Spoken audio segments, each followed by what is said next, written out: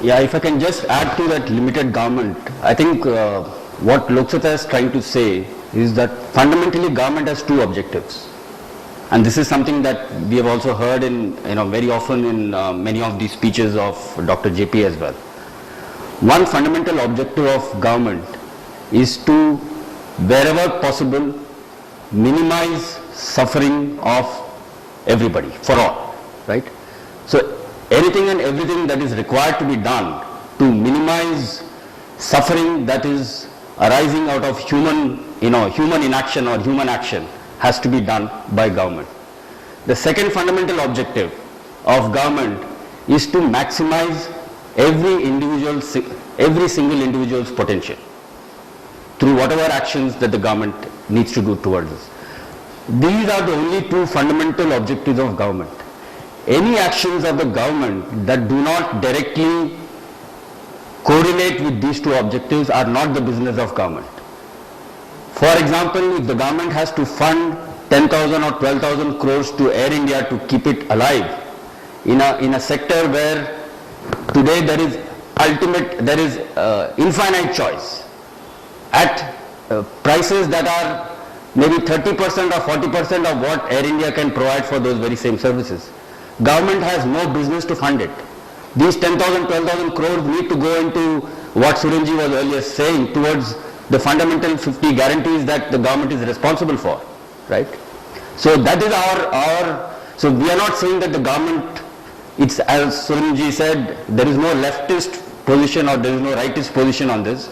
Basically saying government has to be limited to these two core objectives, and that has to be the focus of everything that the government does in terms of its services. Related to this is public assets. Government is a trustee of public assets.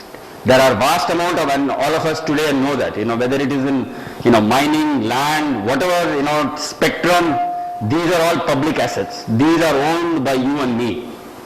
Government has no business to trade in, deal in, invest in, it has no business to do anything capitalize out of these public assets.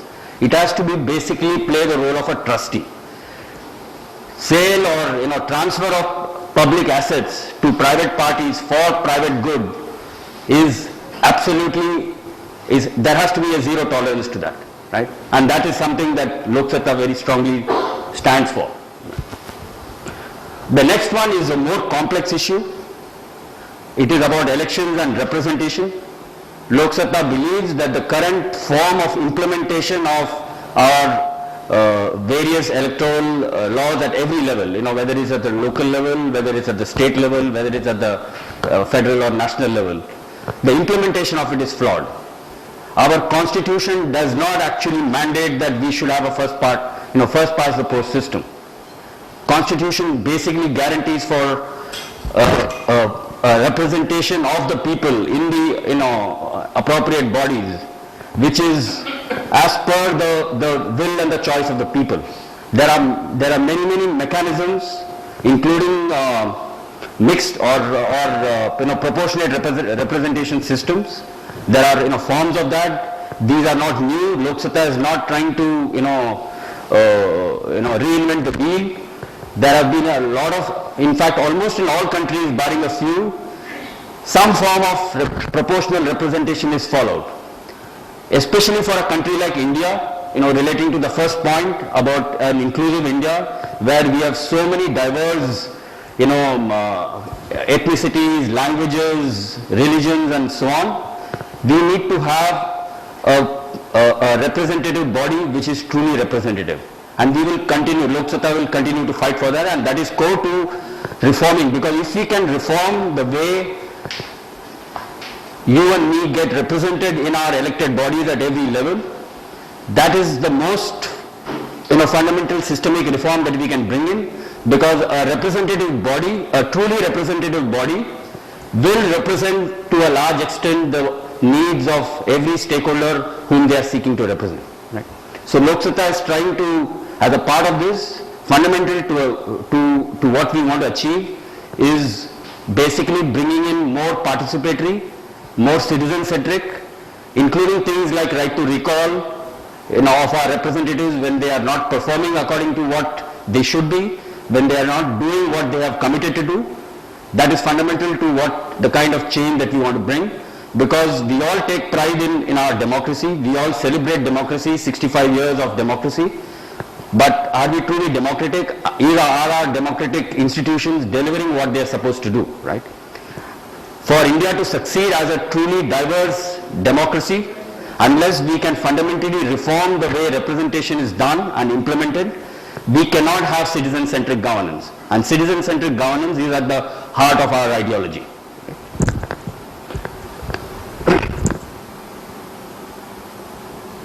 And finally, it's about change. What is our view on change?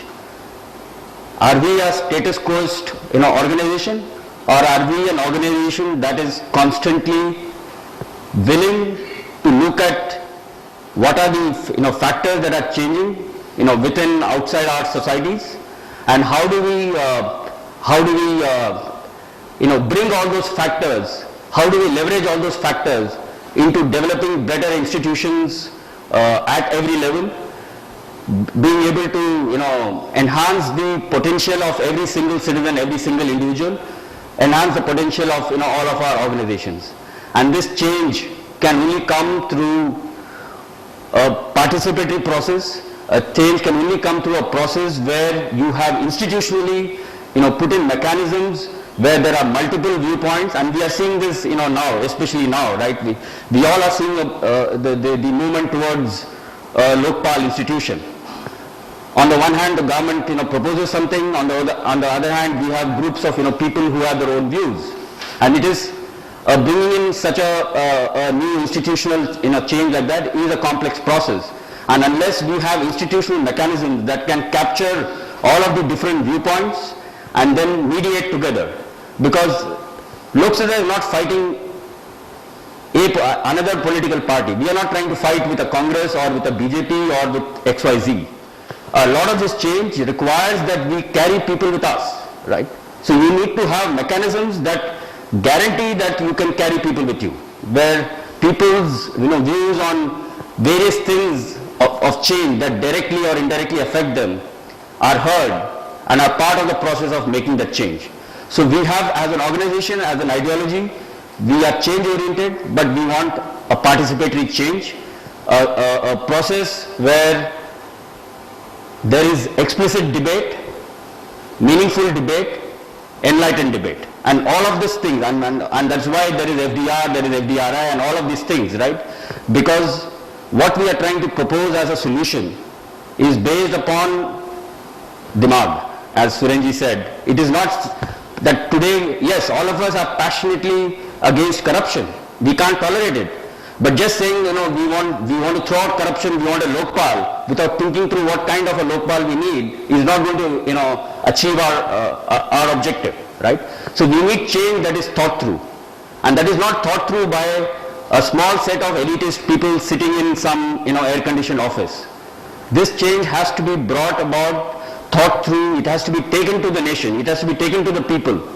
A lot of times, political parties say that they are afraid to bring this because the masses will not agree. Are we a reflection, are we a mirror of society? Do we just, or are we also part of influencing the thinking of society? And parties like us have to be able to do both.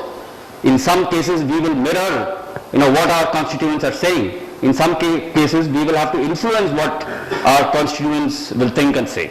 Right? So this, I think, is what we would like to, and for me personally, I think the ideology of Lok Sabha is what really, attracted me to this organization, because there are very few political parties in India which, as Surenji said, have an ideology. And the few parties that have an ideology, personally, I do not agree with, like the leftists, the CPM. And as Surenji said, I think Congress is the oldest party. Should have had the most evolved, most refined ideology, but unfortunately for Congress and unfortunately for this country, we have I think 150-year-old party which practically no ideology. Lok Sabha that is where it is different. I think the ideology of Lok Sabha is not just rooted in some theoretical constructs, but the ideology of Lok Sabha is rooted in the dreams and aspirations of the people of India.